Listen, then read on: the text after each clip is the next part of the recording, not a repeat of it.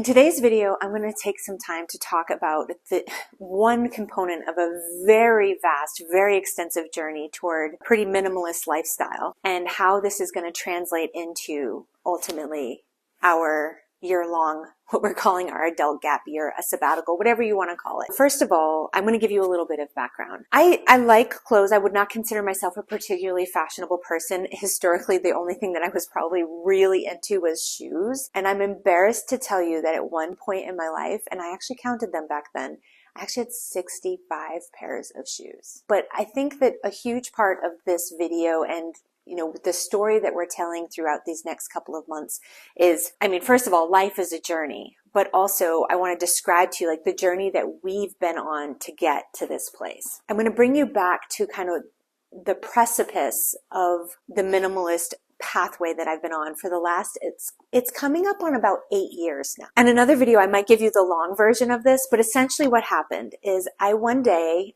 back when we owned our larger home, our first home, I went into the attic and I was like, what is all of this stuff? And the attic wasn't really my area.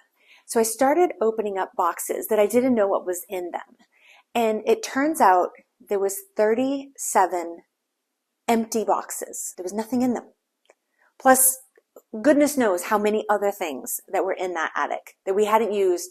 We'd been in the house at that point for almost 16 years. And I would say a good portion of those things literally went up there and were never used. And I call it like, I had like a mental breakdown. I didn't have a mental breakdown, but basically a friend of mine was with me and I just started chucking things out of this attic. It was a walk-in attic. So we used to have like a 2,000 square foot house. It was a 4-bedroom, 2.5 bath on like a half an acre of land. It had a garage. It had this giant like 10 by 20 shed. It had a walk-in attic, an enormous place that held so much stuff, held a lot of fabulous memories too. That was the beginning point. I started with this attic and it just snowballed from there. This was before I ever researched anything, before I watched any videos on minimalism, before I knew anything. And I just felt this thing inside of me of like, what are we doing? Why do we have all of this stuff that we're not using? I don't even know what this stuff is.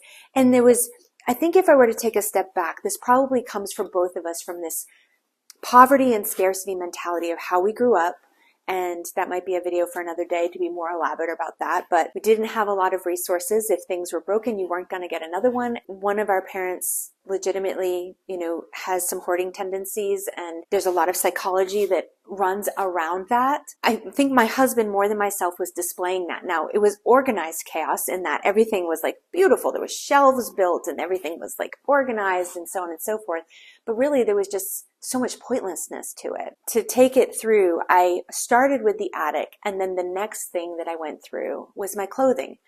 Now, at the time, I had a giant 8-drawer dresser, a huge walk-in closet where half of this walk-in closet was my clothes, 65 clear shoe boxes with photographs of the shoes in the bottom, an entire rack above all of those clothes filled with just sweaters. To look back on it now, the volume is so insane. And I didn't document that process. I didn't document any of it. But originally I started out with a lot of donation. In hindsight, I didn't know then what I know now. I know now that a very large percentage, a majority of the things that you donate often end up in a landfill. If you don't want it and then it's not in good enough quality that someone else would want it, it's probably going to end up in the trash. So something I've transitioned to is kind of like I'm going to consider it my penance for overconsumption, is to try and do something I like to call unbuying.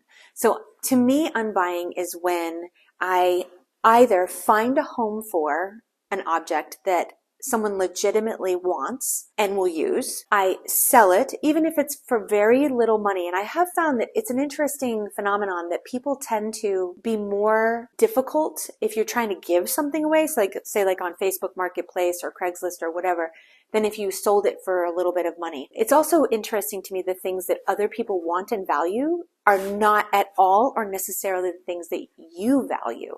And that's that whole inherent value. That when you've bought something, you've invested a lot of money into it, it doesn't mean it has value to anyone else. And that's a bitter pill to swallow. But anyway, back to this unbuying concept. As a last resort, a donation, or actually even before that is recycling. So if it's possible, you can recycle textiles. That can be a more challenging process. There's companies that do that for you. You can also turn them into rags, and which we do for sure. We do that mostly with like towels and things like that. To take you through to where I am currently, I was going to show you a little snapshot of my current wardrobe. And I would say, without exaggeration, this is probably 15% of what it used to be. I think that that's probably fair. Everything's washed. So when you see this, I think it includes every piece except for one that is like drying, and otherwise it's my entire wardrobe. I haven't counted it. I don't know how many there are. Maybe I'll count it and put this number here, like how many I have of, I think at this point I only have one sweater. I think I have one or two sweatshirts, but I'll take you on a little tour through the closet. Okay, this is everything. This includes my winter ski equipment. These are all my jackets. This goes through kind of like a color coordinated. That's a dress that I got at a consignment shop that I'm wearing to a wedding. We'll talk more about consignment clothing. And then up to this point right here where there's my one and only belt.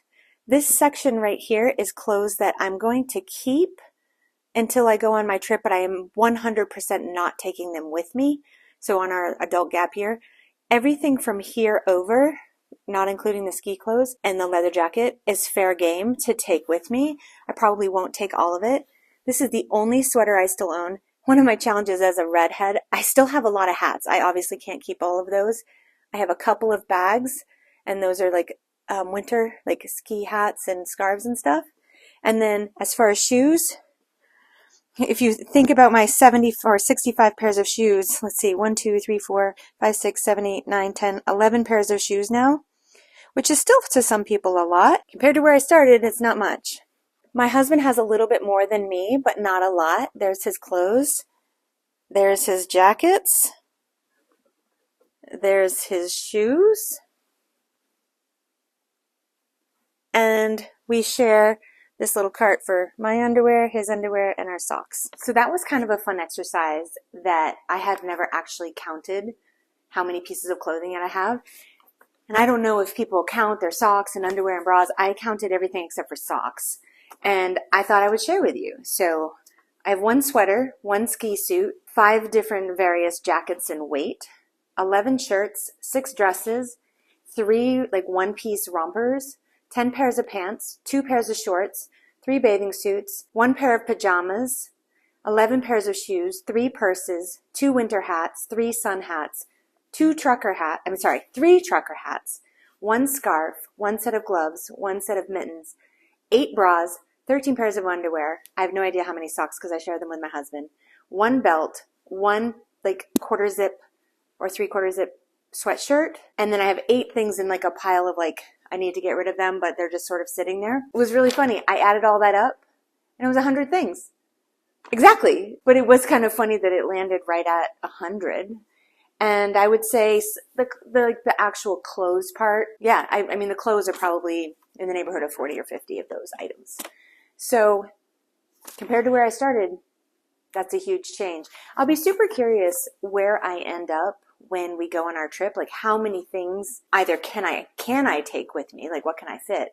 And I'm very curious what I end up choosing, and also of the things that I choose, which things end up working out well or not so well, or I might want to change. But I thought you would find that interesting. That's it.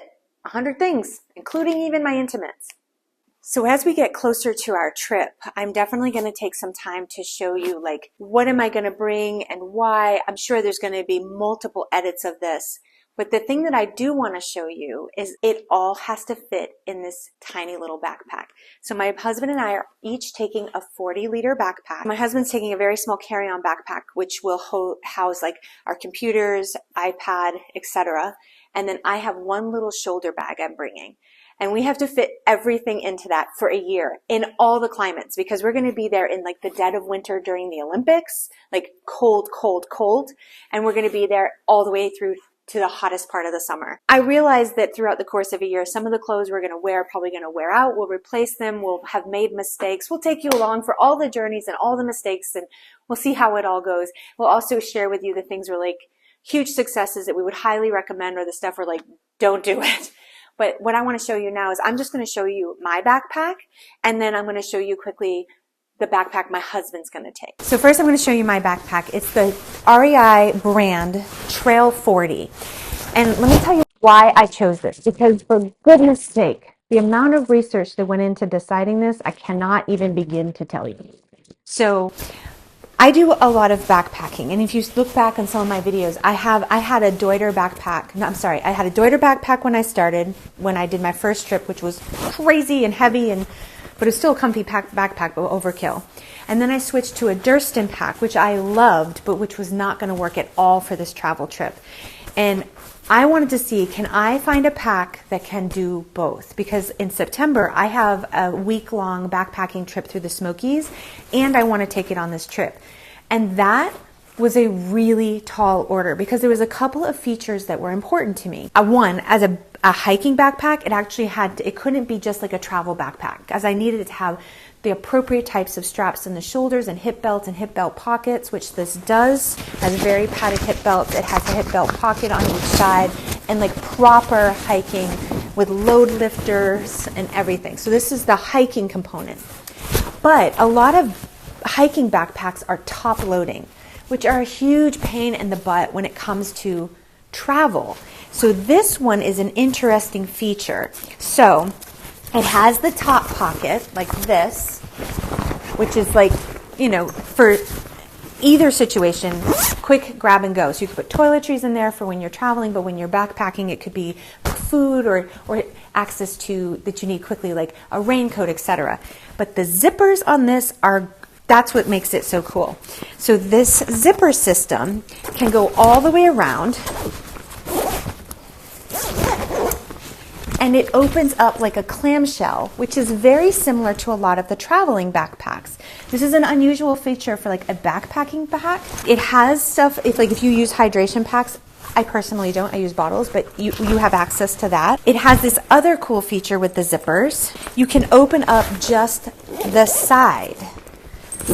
You can get into it from the side only, so you don't have to open the whole thing and everything has to fall out. I ended up with a medium based on all of my measurements, and there's a newer version of this. I actually got a really good deal on this, but I'll link below I'm not affiliated with REI or anything like that, but I'll still link it because this backpack so far has been great. I've used it traveling a couple times, and I've not done a long trip backpacking, but I've filled it up and I've done some rucking to make sure that it's comfortable.